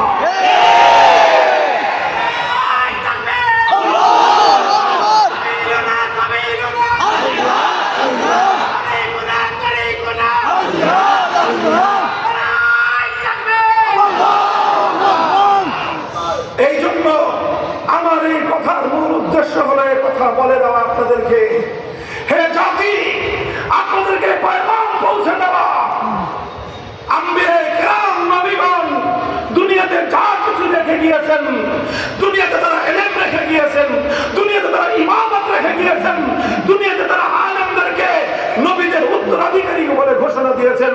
সুতরাং আলেমরা ইলমের মধ্যে নবীদের উত্তরাধিকারী, আলেমরা ইমামতের ক্ষেত্রে নবীদের উত্তরাধিকারী, আলেমরা তাজকিয়ার ক্ষেত্রে নবীদের উত্তরাধিকারী। ঠিক তেমনি ভাবে রাজনৈতিক নেতৃত্বের ক্ষেত্রে আলেমরাই নবীর উত্তরাধিকারী। এই জন্য আমি সবাইকে রাজনীতি করতে বলি না, কারণ এখন আমাদের পক্ষে সবগুলি কাজ একজনের পক্ষে সামাল দেওয়া সম্ভব না। এই জন্য আমরা কাজ ভাগ করে নিয়েছি, কেউ মাদ্রাসায় পড়াই, কেউ খানকা চালাই। কথা বলেন ঠিক কি? যে মাদ্রাসা পড়ায় তার দ্বারা ভালো খানকা চলে না, তাজকিয়ার কাজ ভালো হয় না। এই জন্য কেউ তাজকিয়ার কাজকে নিজেদের কাজ বানিয়ে নিয়েছি, কেউ তালিমের কাজকে নিজের কাজ বানিয়ে নিয়েছি, কেউ ইমামতের কাজকে নিজের কাজ বানিয়ে নিয়েছি। মুসল্লিদেরকে দিন শিখাই, ইমামতি করি। ইমামতি করা মানে হলো 5 ওয়াক্ত জামাত পড়ে বাকি সময় ঘুমানো না। হ্যাঁ, মসজিদের ইমাম সাহেব যারা আছেন শুধুমাত্র 5 ওয়াক্ত নামাজ পড়াবেন, ফজর থেকে যোহর পর্যন্ত ঘুম, যোহর থেকে আসর পর্যন্ত ঘুম, আসর থেকে মাগরিব পর্যন্ত ঘোরাঘুরি, মাগরিব থেকে এশা পর্যন্ত আড্ডাবাজি, এশার পরে আবার ঘুম। এর নাম ইমামতি না, এর নাম হলো ইমামতির চাকরি। কোন চাকরে ইমামতি করা জায়েজ নাই। আবার আমার শব্দটা খেয়াল করে শুনেন, যারা ইমামতির চাকরি করেন তাদের পিছনে নামাজ পড়া জায়েজ নাই, তাদের ইমামতিও জায়েজ নাই। কারণ চাকরি করে যারা সে চাকর, কোন চাকর মানে যে যাকে আপনি চাকর মনে করেন তার পিছনে আপনি ইমাম ইক্তেদা করলে নামাজ সহি হবে না। এই জন্য আপনাকে নামাজের শুরুতে ইক্তেদা করতে হয়। কি ইক্তেদাই তো বিহাজা চাকর না নেতা নেতা বলেন, নেতা ইক্তেদাই তো বিহাজা ইমাম। ইমাম মানে হলো এই মসজিদের যত মুসল্লি আছে অন্তত প্রত্যেকটা মুসল্লির দ্বীনি জিম্মাদারি আদায় করার নকল ইমামতি।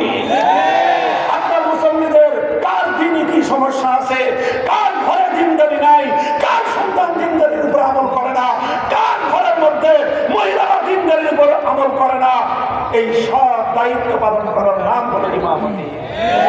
আমি বলছি ওলামায়ে কেরামের মধ্যে একদল, তারা ছাত্রদেরকে পড়ায়, তারা হয় মুআল্লিম, তারা হয় শিক্ষক। ওলামায়ে উম্মতের মধ্যে একদল, তারা মসজিদগুলোকে সামাল দেয়, তারা অনেক সাধারণ মানুষকে দিন শেখায়, তারা হয় ইমাম। উম্মতের আরেক দল, তারা খানকাহ নিয়ে বসে যায়, উম্মতের আত্মশুদ্ধির কাজ করে। উম্মতের আরেক দল গাট্টি বস্তা নিয়ে চিল্লার পর চিল্লা, সালের পর সাল লাগায়, জীবন চিল্লা লাগায় দেয়। উম্মতের ময়দানে দাওয়াত এবং তাবলীগের সহিহ মানহাজ কায়েম করার জন্য কাজ করে যায়। এই পর্যন্ত ভালো হুজুর। হুজুর আপনারা মাদ্রাসায় পড়ান ভালো, মসজিদে ইমামতি করেন ভালো, খানকা চালান এটাও ভালো, তাবলীগ করেন এটাও ভালো। এত কিছু করার পরে আবার রাজনৈতিক নেতা হইতে চান কেন? এটাই হলো মূর্খতা, এটাই হলো জাহেলিয়াত। এই জাহেলিয়াতের কবর রচনা করতে হবে। আমার এই জাহেলি সমাজের এই জাহেলিয়াতকে যদি আমি আর তুমি দূর করতে না পারি, খোদার কসম খেয়ে বলি, বিরাসতে নবুওয়াতের জিম্মাদারি আদায় হবে না।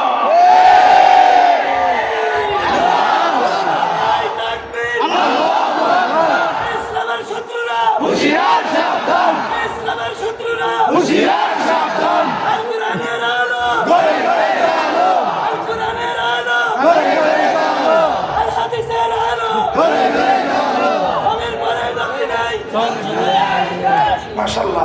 মুহতারাম হাজিরিন, আমি যে কথাটা বলতে চাই একটু একটু করে কথা বলে যাচ্ছি। কথাগুলো আসলে অনেক লম্বা, আমারও এনার্জি কম, আপনাদেরও সময় কম, সংক্ষেপে বলে যাচ্ছি। আরেকটা কথা বলি, আমার এই কথাটা তো বুঝতে পারছেন আপনারা? অর্থাৎ আলেমরা নবীদের সব কাজগুলোরই উত্তরাধিকার করা বলেন। সুতরাং মুআল্লিম হবে আলেমরা, ইমাম হবে আলেমরা, মুবাল্লিগ হবে সহি অর্থে দাওয়াত এবং তাবলীগ শিখাবে কারা? আলেমরা। তাজকিয়ার কাজ করে খানকাহগুলো চালাবে কারা? আলেমরা।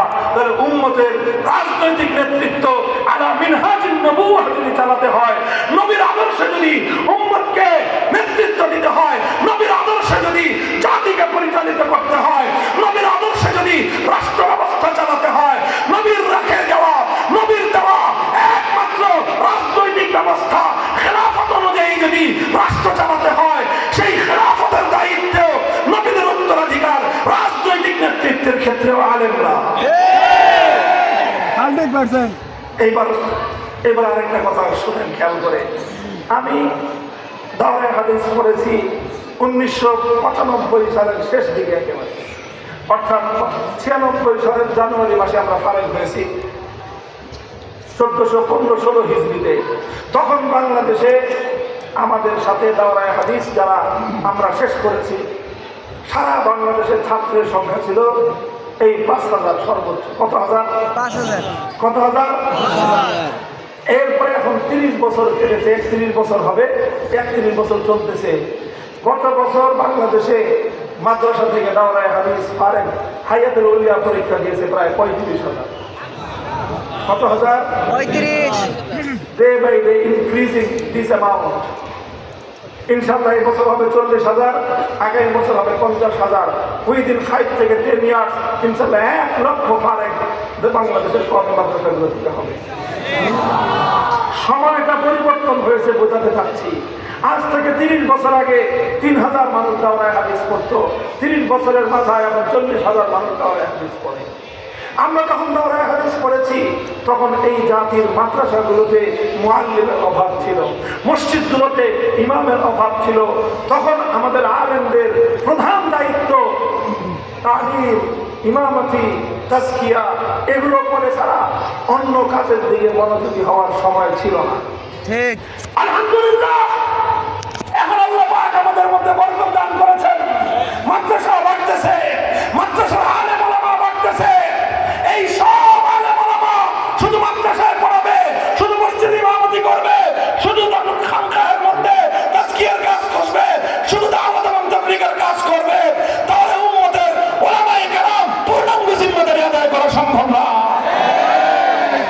এই জন্য সবগুলো কাজের পাশাপাশি উম্মতের আলেমদের মধ্য থেকে একদল মেধাবী, যোগ্য, দক্ষ, সাহসী এবং আলেম তৈরি হতে হবে যারা জাতির রাজনৈতিক নেতৃত্বের জন্য নিজেদেরকে প্রস্তুত করবে। ইসলামী খিলাফত জিন্দাবাদ, জিন্দাবাদ। ইসলামী খিলাফত দক্ষিণবঙ্গের শুধু নয়, আমি গুজরাট দক্ষিণবঙ্গ বলেন, আমি দারুল উলুম খুলনাকে শুধু দক্ষিণবঙ্গের শীর্ষস্থানীয় প্রতিষ্ঠান মনে করি না। আমার বিবেচনা হলো গোটা বাংলাদেশের হাতে গোনা শিক্ষা প্রতিষ্ঠানগুলোর মধ্যে অন্যতম একটা হলো দারুল উলুম খুলনা। কাজে এই কওমকে নিয়ে তাদের আরো ভাবা উচিত এবং সেই ভাবনার ক্ষেত্রে দারুল উলুম খুলনা থেকে প্রতি বছর যেরকম মুআল্লিম ফারেগ হবে, প্রতি বছর যেরকম মসজিদগুলোতে ইমাম সাপ্লাই হবে, প্রতি বছর যেরকম খানকাহ পরিচালনা করবার জন্য মাশায়েখ তৈরি হবে, প্রতি বছর যেরকম দাওয়াত এবং তাবলীগের লাইনে মেহনত করার জন্য দাইয়ানে মুবাল্লিগানে ইসলাম পয়দা হবে, তদ্রূপ প্রতি বছর এই ধরনের দারুল উলুমগুলো থেকে এই জাতিকে নেতৃত্ব দেওয়ার মতো রাজনৈতিক নেতা তৈরি হতে হবে।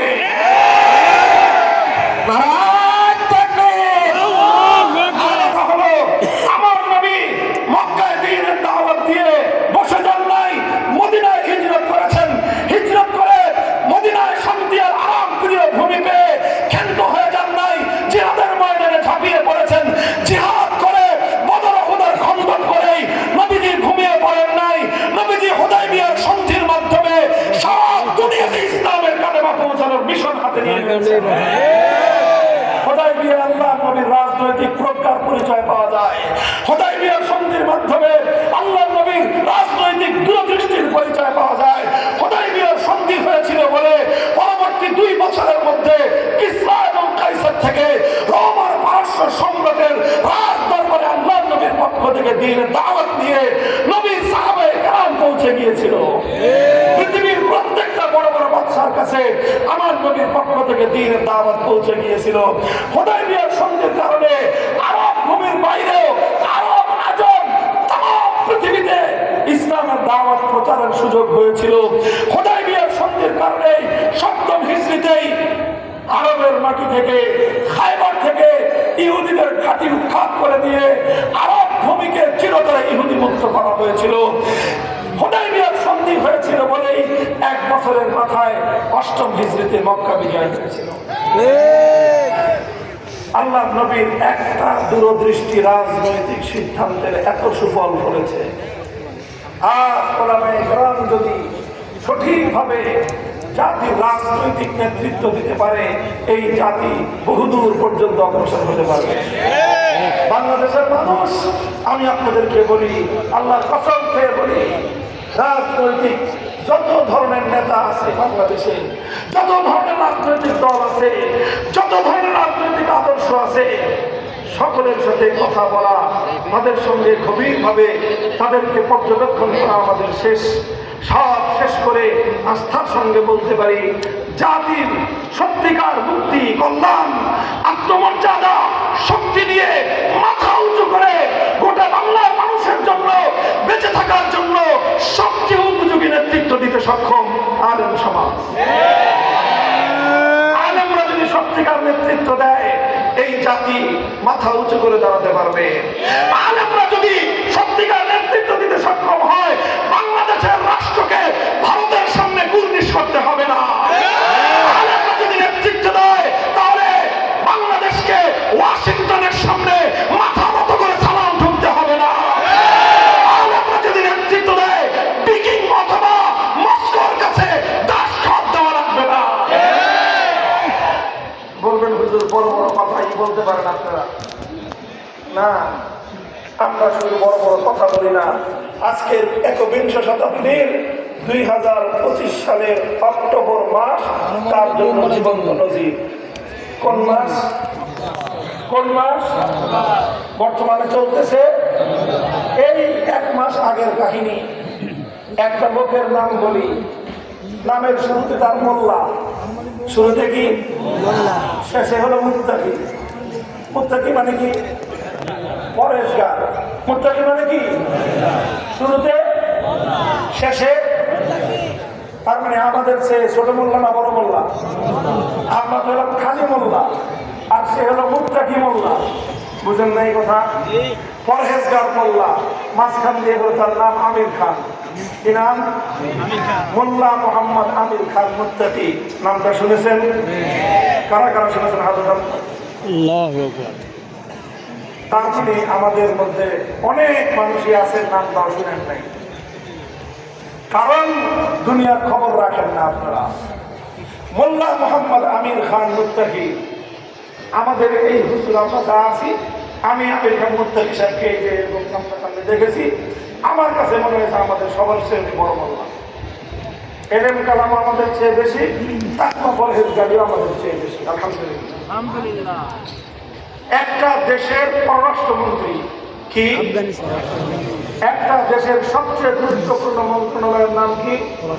পররাষ্ট্র মন্ত্রণালয়। উনি পররাষ্ট্র মন্ত্রণালয় চালান।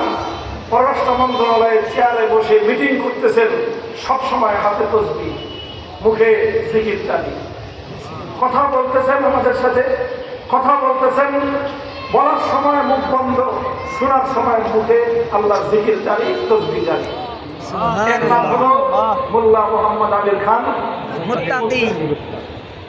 এত বড় মোল্লা, গত মাসে তাকে অত্যন্ত জৌলুসপূর্ণ ভাবে, শানদার ভাবে পৃথিবীর একটা দেশ তাকে দাওয়াত দিয়েছে যে হুজুর একটু আমাদের দেশে আসে। এই মুত্তাকি পরহেজগার মোল্লাকে দাওয়াত দিয়ে আনছে। এই পরহেজগার মোল্লা যখন তাদের দেশে আসছে, গোটা দেশ নড়ে চলে উঠছে। কোন দেশ? বলেন কোন দেশ? যে দেশের সামনে দাঁড়ায় আমাদের জেন্টেলম্যানরা বলে ভারত হলো আমাদের স্বামী, আমাদের দেশ হলো তাদের স্ত্রী। বলে নাই? বলে নাই? এই বিগত আমাদের সর্বশেষ পররাষ্ট্রমন্ত্রী যিনি ছিলেন আব্দুল মুমিন সাহেব, তার নামটা আমি বলতাম না, যেহেতু আবার কেউ মনে করেন যে আমি একটা ফাও কথা বলে গেলাম। তিনি বলেছিলেন ভারতের সঙ্গে আমাদের সম্পর্ক হলো স্বামী স্ত্রীর মতো সম্পর্ক। কেন? স্বামী যেরকম স্ত্রীর খরচপাতি চালায়, ভারত আমাদের খরচপাতি চালায়। এই হলো ওনাদের সাথে ভারতের স্বামী স্ত্রীর সম্পর্ক। আরে লজ্জা থাকা উচিত একটা মানুষের। সামান্য একটু আত্মমর্যাদা থাকলে কোন রাষ্ট্রের পররাষ্ট্রমন্ত্রী হয়ে এমন কথা বলতে পারে? বলে আরে বেটা, তোর আত্মমর্যাদা না থাকতে পারে, এদেশের মানুষ গরিব হতে পারে, দরিদ্র হতে পারে, পার্শ্ববর্তী ভারত বিশাল রাষ্ট্র হতে পারে, কিন্তু আমরা তাদেরকে আমাদের প্রভু মনে করতে পারি না, পারি না, পারি না।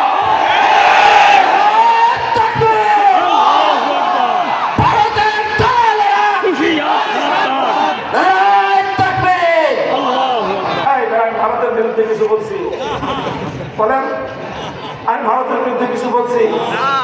আরে ভারতের কথা কি বলবো? দোষ তো আমার, দোষ তো আমার দেশের। আমার দেশেরও দোষ না, আসলে দোষ হলো সিস্টেমের।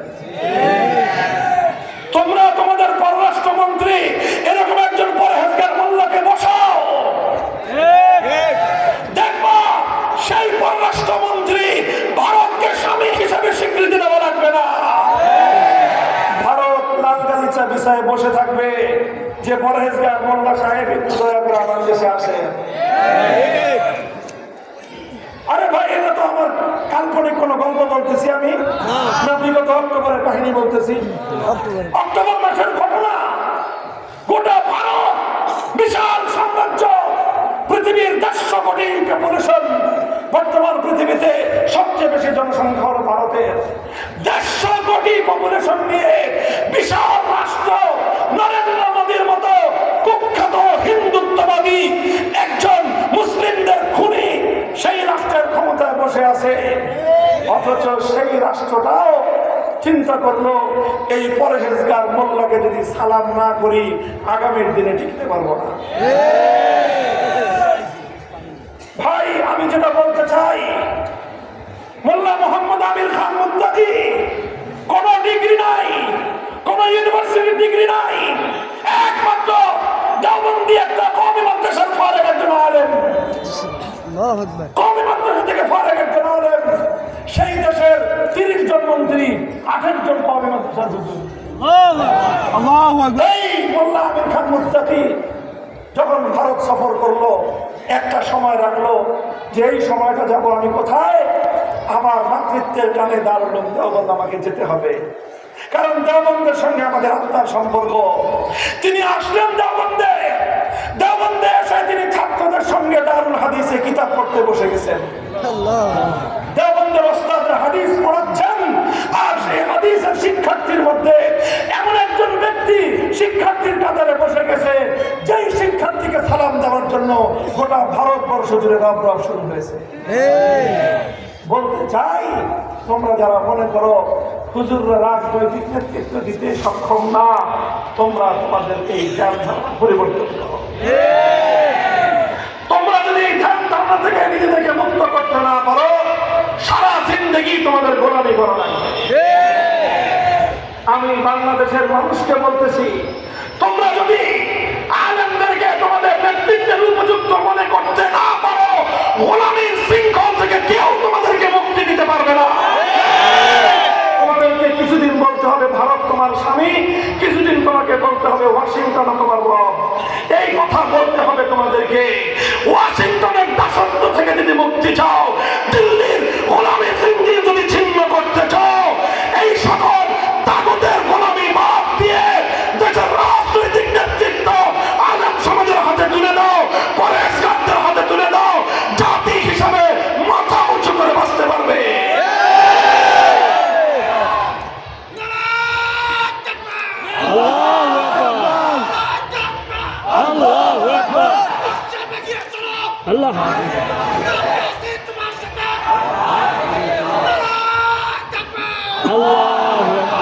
এটা মনে করেন না যে আমার নেতা হওয়ার সব যাচ্ছে, এই জন্য আমি ওয়াজ করতেছি। আমার দরকার নাই। আপনারা আমার চেয়েও ইনশাআল্লাহ সামনে অগ্রসর হন, সামনে অগ্রসর হন। বহু যোগ্য যোগ্য ওলামায়ে কেরাম তৈরি হয়ে আছে। এই আলেমদের মধ্যে যেই নীতি নৈতিকতা আছে, মাঝে মাঝে আলেম ওলামাদের 2-4টা ভুল ত্রুটি তোমরা পাও, এটা নিয়ে সারা মিডিয়া তারা তোলপাড় শুরু করে দেয়। আর একজন আলেম ভুল ত্রুটি করতে করতে সবচেয়ে বড় ভুল ত্রুটিটা বর্তমান সমাজে একজন আলেম যেটা করে, তাও একজন বর্তমান সমাজের প্রচলিত রাজনৈতিক নেতার সবচেয়ে ছোট অপরাধের চেয়েও 100 গুণ ছোট।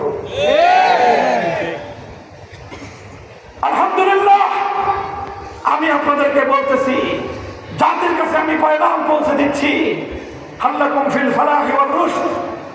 হে আমার জাতি, মুক্তি চাও। হে আমার জাতি, তুমি স্বাধীনতা চাও। হে আমার জাতি, মাথা উঁচু করে বাঁচতে চাও। হে আমার জাতি, পৃথিবীর পরাশক্তিগুলো গোলামীর জিন্দির ছিন্ন করে আত্মমর্যাদা দিয়ে বিশ্ব দরবারে মাথা উঁচু করে দাঁড়াতে চাও, মোল্লাদেরকে নেতা বানাও। মোল্লাদেরকে নেতা বানাও, দেখবা তখন সেই মোল্লার সাথে সম্পর্ক করার জন্য ওই মোল্লা আমির খান মুত্তাকির মধ্যে লাইন ধরবে। ইনশাআল্লাহ বলেন। আমিরুল মুমিনের কথা তো বললামই না, এ তো ট্রিপল মোল্লা, এটা তো মাজারি মোল্লার কথা বললাম। মোল্লা হিবাতুল্লাহ আখুনজাদা হাফিজাহুল্লাহ তাআলা, আল্লাহু আকবার। ওনার তাকওয়া, ওনার পরহেজগারি, ওনার ইলম, ওনার আমল শুনলে আমাদের হয়রান হয়ে যেতে হয় যে একটা রাষ্ট্রের রাষ্ট্রনায়ক এত বড় বুজুর্গ হয় কেন?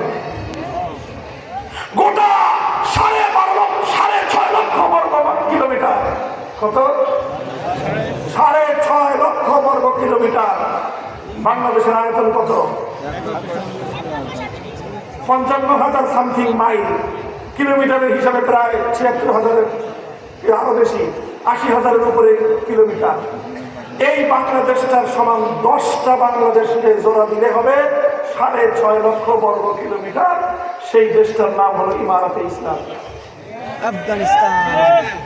সেই দেশটার মধ্যে 95% মন্ত্রী হলো মোল্লা। সেই রাষ্ট্রের রাষ্ট্রপ্রধান হলো সেই দেশের সবচেয়ে বড় আলেম, সবচেয়ে বড় বুজুর্গ শাইখুল হাদিস মোল্লা হিবাতুল্লাহ আখুনজাদা হাফিজাহুল্লাহ। দেশ চালাইতেছে না? চালাচ্ছে। পৃথিবীর মাত্র একটা দেশ তাদেরকে স্বীকৃতি দিয়েছে, আর কোন দেশ তাদেরকে স্বীকৃতি দেয় নাই। তারা বলছে তোমরা স্বীকৃতি দিলে ভালো, না দিলেও সমস্যা নাই, আমরা আল্লাহর কুদরতের উপর ভরসা করে নিজেদের পায়ে আমরা দাঁড়িয়ে দেবো ইনশাআল্লাহ। ইনশাআল্লাহ। মাত্র 4 বছরের মাথায় তোমরা যারা মনে করো হুজুররা জাতির নেতৃত্ব নিতে পারবে না, জাতির দায়িত্ব নিতে পারবে না, রায় তুমি আইনাইয়া ওয়াশাহাদতু বিনাফসি, আল্লাহর কসম আমি নিজের চোখে দেখে এসেছি। 8 লক্ষ পরিবার, কত? 8 লক্ষ। নেয়ার অফ 1 মিলিয়ন, 1 মিলিয়ন মানুষের কাছাকাছি বিগত 40 বছরের যুদ্ধে 25 লক্ষ মানুষ শাহাদাত বরণ করেছে। কত? 25। কত? আর আমাদের দেশে নাকি 9 মাসে 30। কি বলে? হ্যাঁ, 30 লাখ নাকি শাহাদাত বরণ করেছে। এটা একটা ভুল তথ্য, ভুল তথ্য। হ্যাঁ, কয়েক হাজার হাজার মানুষ বাংলাদেশের 71-এর মুক্তিযুদ্ধে শাহাদাত বরণ করেছেন। সঠিক ইতিহাস এটা জাতির জন্য উদ্ঘাটন করা জরুরি। কিন্তু এই সঠিক ইতিহাস মুক্তিযুদ্ধের ভুয়া ব্যবসায়ীরা কোনোদিন বের করবে না, সঠিক শহীদদের তালিকা এরা কোনোদিন করবে না। কেন করবে না? কারণ করলে তাদের নেতার মিথ্যাচার প্রমাণ হয়ে যাবে। যাই হোক, ওই কথা আমি এটা এমনি বললাম। 25 লক্ষ শহীদ হয়েছে কত বছরে? কত বছর? 40 বছর যুদ্ধ করেছে কাদের সাথে?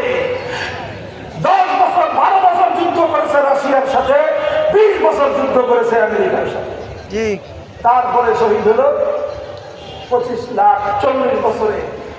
সেই 25 লক্ষ শহীদদের মধ্যে এখন 8 লক্ষ পরিবার যারা অর্থনৈতিকভাবে দুর্বল, অর্থনৈতিকভাবে সামর্থ্যহীন, এই 8 লক্ষ পরিবারকে প্রতি মাসে কম করে হলেও $100 রাষ্ট্রীয়ভাবে ভাতা দেওয়া হয়।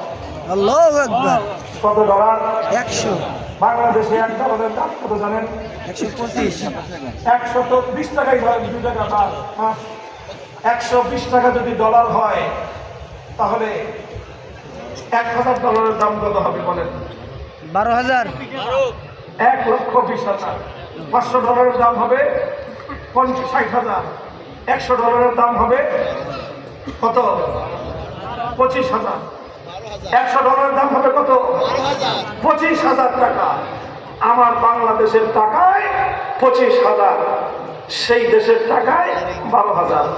কত? সেই না, উল্টো হচ্ছে। বাংলাদেশের টাকায় 12,000, সেই দেশের টাকায় 6,000। এক একটা পরিবারকে কম করে হলেও 5,000 আফগানি মুদ্রা, অর্থাৎ প্রায় $100 করে প্রতি মাসে ভাতা দেওয়া হয়। কত করে? 100 করে ডলার দেওয়া হয়। কত করে? তো হিসাব করেন, নেয়ার অফ 1 মিলিয়ন, 1 মিলিয়ন মানুষকে যদি $100 দেয় তাহলে কত হলো? কত ডলার হলো? 1 মিলিয়ন মানুষকে 100 করে ডলার দিলে 10 মিলিয়ন। কত হয়? 10 মিনিট। 10 মিলিয়ন না 100 মিলিয়ন? 100 মিলিয়ন টাকা ডলার প্রতি মাসে ভাতা দেয়। সেই রাষ্ট্রের অর্থনৈতিক সক্ষমতা এই পরিমাণ। বাংলাদেশে কতজনকে ভাতা দেন আপনারা বলেন? এই যে এত বড় বড় অর্থনীতিবিদ এত বড় বড় ডক্টরেট ডিগ্রিওয়ালা, এত বড় বড় নোবেল পাওয়া অর্থনীতিবিদরা বাংলাদেশের রাষ্ট্রপ্রধান, এই পর্যন্ত বাংলাদেশে কত লক্ষ মানুষকে তারা হাওয়া ভাতা দিচ্ছে।